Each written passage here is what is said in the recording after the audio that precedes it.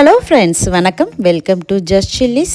ஃப்ரெஷ்ஷான கிரான்பெரிஸில் ஒரு சாஃப்டான டெலிசியஸான கிரான்பெரிஸ் கேக்கு எப்படி செய்கிறதுன்னு பார்க்கலாம். இதில் ஒரு மேஜிக் பார்ட்டும் இருக்குங்க. ஸோ வீடியோவை கடைசி வரைக்கும் ஸ்கிப் பண்ணாமல் பாருங்கள். வீடியோக்குள்ளே போகிறதுக்கு முன்னாடி நம்ம சேனலை இது வரைக்கும் சப்ஸ்கிரைப் பண்ணலன்னா ஜஸ்ட் சில்லிஸ் யூடியூப் சேனலை மறக்காமல் சப்ஸ்கிரைப் பண்ணிக்கோங்க.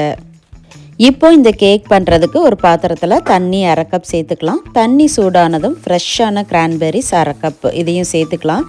இது கூட சீனி 1/4 கப் சேர்த்து இது நல்லா கலந்து கொடுத்துக்கலாம். இந்த ஃப்ரெஷ்ஷான கிரான்பெரிஸோட டேஸ்ட்டு பார்த்திங்கன்னா ஒரு புளிப்பு, இனிப்பு, லைட்டாக ஒரு கசப்பு எல்லாம் சேர்ந்த மாதிரி இருக்கும். ஸோ இதை ஃபஸ்ட்டு நான் ஜாம் மாதிரி ரெடி பண்ணிவிட்டு அதுக்கப்புறம் தான் கேக் பண்ண போகிறேன். இது ஜாம் கன்சிஸ்டன்சி வர வரைக்கும் மீடியம் ஃப்ளேமில் வச்சு இதை கிளறி கொடுத்துக்கிட்டே இருக்கணும்.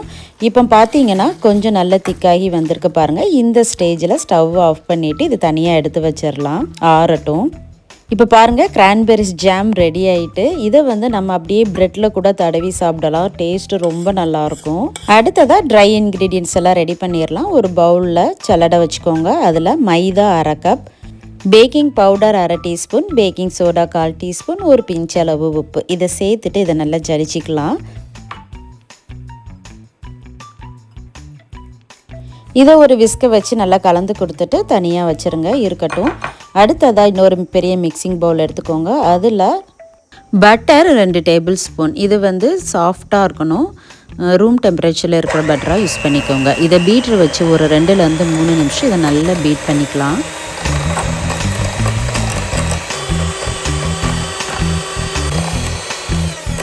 இந்த அளவுக்கு நல்லா பீட் பண்ணதுக்கு அப்புறமா சீனி 2 டேபிள் ஸ்பூன்.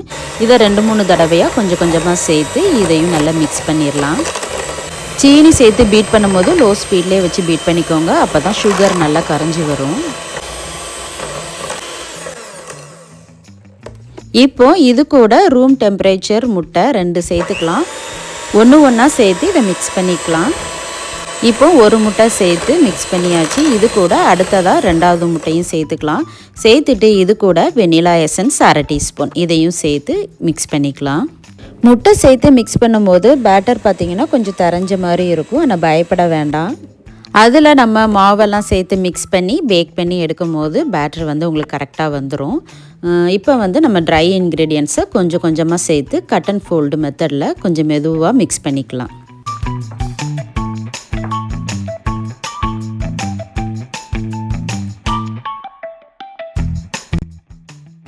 இப்போ கடைசியாக இருக்கிற கொஞ்சம் மாவையும் சேர்த்துட்டு இது கூட பால் 1லேருந்து 2 டேபிள் ஸ்பூன் வரைக்கும் தேவைப்படும். அதை கொஞ்சம் கொஞ்சமாக சேர்த்து மிக்ஸ் பண்ணிக்கலாம். இப்போ மிக்ஸ் பண்ணதுக்கப்புறமா இது கூட நம்ம ஏற்கனவே ரெடி பண்ணி வச்சுருந்த கிரான்பெரிஸ் ஜாம் சேர்த்துக்க போகிறோம். நான் வீடியோ ஃபர்ஸ்ட்லேயே சொன்ன மாதிரி மேஜிக் பார்ட்டி இது தாங்க. கிரான்பெரிஸ் ஜாம் பாருங்கள், ரெட் கலரில் இருக்குது. இதை மாவோடு சேர்த்து நம்ம மிக்ஸ் பண்ணும்போது என்ன கலரில் சேஞ்ச் ஆகுதுன்னு பாருங்கள். இந்த ஜாமை இந்த கேக் பேட்டரில் மிக்ஸ் பண்ண அது கலர் பாருங்கள் ஒரு மாதிரி பர்பிள் கலரில் சேஞ்ச் ஆகி வந்திருக்கு. இதை நான் கொஞ்சம் கூட எதிர்பார்க்கவே இல்லைங்க. ஜாம் ரெட் கலரில் இருக்கிறதுனால பேட்டரும் நல்ல ரெட் கலரில் வரும்னு தான் நான் நினச்சேன். ஆனால் கலர் பாருங்கள் அப்படியே சேஞ்ச் ஆகி வந்திருக்கு. லைட்டாக ஒரு பர்பிள் கலர் மாதிரி இருக்குது. ஸோ இப்போ நம்ம கேக் பேக் பண்ணிடலாம். இது பேக் பண்ணுறதுக்கு இப்போ பேனில் லைட்டாக எண்ணெய் தடவி பட்டர் ஷீட் போட்டிருக்கேன். இதில் பேட்டரை சேர்த்துட்டு 2-3 தடவை டேப் பண்ணிக்கலாம். இப்போ இந்த பேட்டர் மேலே டெக்கரேஷன்ஸ்க்காக கொஞ்சம் ஃப்ரெஷ் கிரான்பெரிஸ் சேர்த்துருக்குறேன்.